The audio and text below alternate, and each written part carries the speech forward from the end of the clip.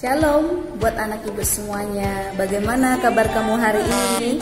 Ibu harap anak-anak ibu tetap dalam keadaan sehat. Nah, hari ini kita akan belajar mata pelajaran PKN mengenai kerjasama dalam keberagaman.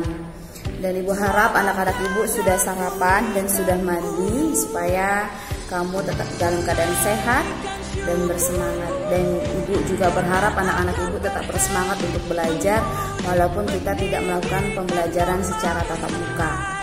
Untuk memulai pembelajaran kita ada baiknya diawali dengan doa. Ibu harap anak-anak ibu mengawali dengan doa supaya pembelajaran kita dapat berjalan dengan baik. Selamat menyaksikan video pembelajaran dari ibu. Tuhan Yesus memberkati. Kerjasama dalam keberagaman. Kerjasama adalah sebuah tindakan yang diambil oleh dua orang atau lebih untuk melakukan suatu tindakan secara bersama-sama.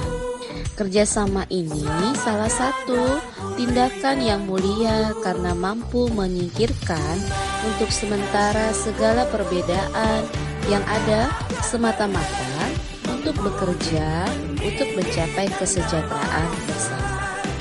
Salah satu kendala yang kerap dialami ketika bekerja sama yaitu keberagaman.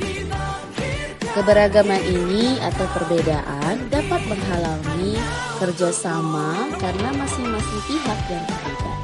Namun anak-anak ibu, jika dapat dilakukan dengan baik, kerjasama dalam keberagaman mampu mendatangkan manfaat bagi seluruh pihak yang terlibat, yaitu memupuk persatuan dan kesatuan. Nah, anak-anak ibu, bekerja sama itu harus kita lakukan dengan siapa saja tanpa melihat perbedaan suku bangsa, bahasa, budaya, bahkan agama. Agama di Indonesia banyak. Ada agama Katolik, agama Kristen Protestan, agama Islam, agama Buddha, agama Hindu, dan Konghucu. Nah, itu sudah kita pelajari beberapa minggu lalu ya anak-anak ibu. Nah, anak-anak ibu, perbedaan bukan penghalang buat kita semua untuk bekerja sama, bahu-membahu, mengerjakan pekerjaan yang harus dikerjakan bersama-sama. Nah, supaya pekerjaannya cepat selesai serta mempercepat persatuan dan kesatuan. Itulah sekilas mengenai kerjasama dalam keberagaman. Tadi ibu sudah menjelaskan apa itu kerjasama dalam keberagaman. Sekarang ibu akan menjelaskan manfaatnya. Manfaat kerjasama dalam keberagaman. Ternyata manfaatnya itu banyak sekali anak-anak ibu. Mohon ibu memberikannya beberapa saja. Seperti menjalin kebersamaan, meringankan pekerjaan, menjaga persatuan dan kesatuan, meningkatkan rasa sosialisasi dan kekeluargaan, belajar untuk saling menghormati, dan dapat mempererat ikatan persaudaraan. Sini ibu hanya memberikan 6 manfaat saja bekerja sama dalam keberagaman. Nah, anak-anak ibu, lalu bagaimana ya caranya menjalin keberagaman di Indonesia, di negara kita? Tadi kan ibu sudah menjelaskan apa itu kerjasama dalam keberagaman dan apa manfaatnya. Terus caranya bagaimana ya? Nah, caranya ini ibu jelaskan. Caranya itu banyak cara yang digunakan untuk menjalin keberagaman di Indonesia, yaitu 1. Saling menghargai. Hal utama yang paling penting untuk bisa dilakukan yaitu dengan saling menghargai. Dengan saling menghargai, maka akan memberikan manfaat yang baik, serta tidak terjadi permasalahan yang memang tidak diperlukan. Tidak ada manfaat dari permasalahan yang terjadi. Sebaliknya, jika saling menghargai satu sama lain, maka akan sangat bermanfaat. Itu cara yang pertama. Cara yang kedua, membantu satu sama lain.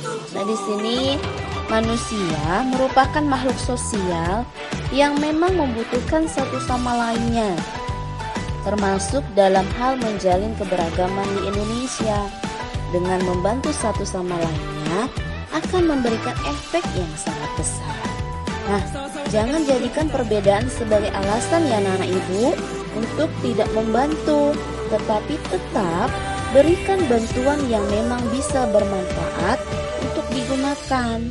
Hal ini akan membuat pola kehidupan yang lebih baik. 3. Saling menjalin kebersamaan. Nah, anak-anak ibu, maksudnya di sini dalam kondisi apapun, siapapun orangnya, siapapun kita, susah maupun senang, kita bisa menjalin kebersamaan. Dengan caranya bagaimana? Ya, caranya kita membantunya, kita berikan bantuan sesuai dengan kebutuhannya. Jangan biarkan seseorang atau saudara kita memerlukan pertolongan, kita tidak membantunya anak-anak ini. Untuk menjalin kebersamaan, jikalau ada orang yang membutuhkan pertolongan, alangkah baiknya kita membantu orang tersebut supaya kebersamaan itu bisa terjalin terus menerus. Ya anak-anak ibu, jangan biarkan perbedaan itu mengganggu kebersamaan satu sama lain.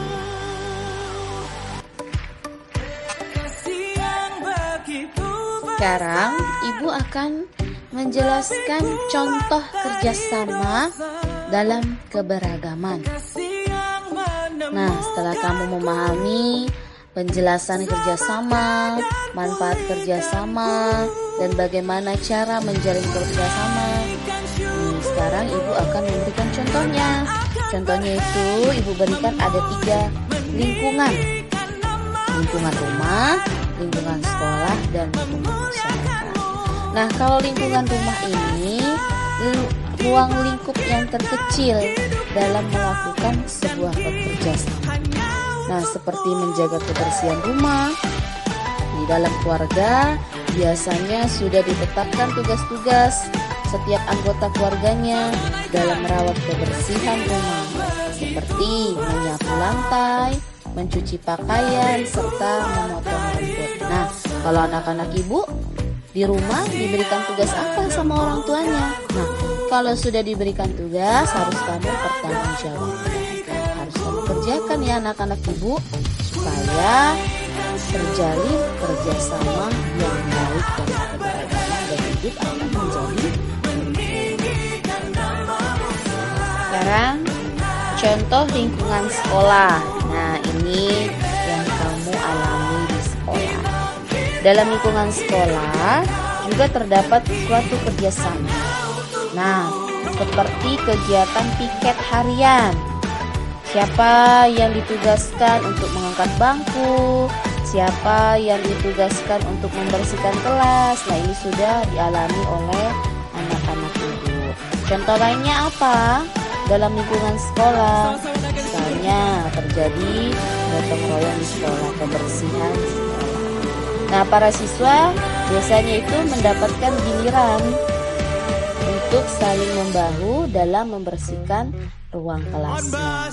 Hal ini anak-anak ibu tujuannya untuk memperingan siswa dalam membersihkan kelas ataupun lingkungan sekolah ketika terjadinya gotong royong.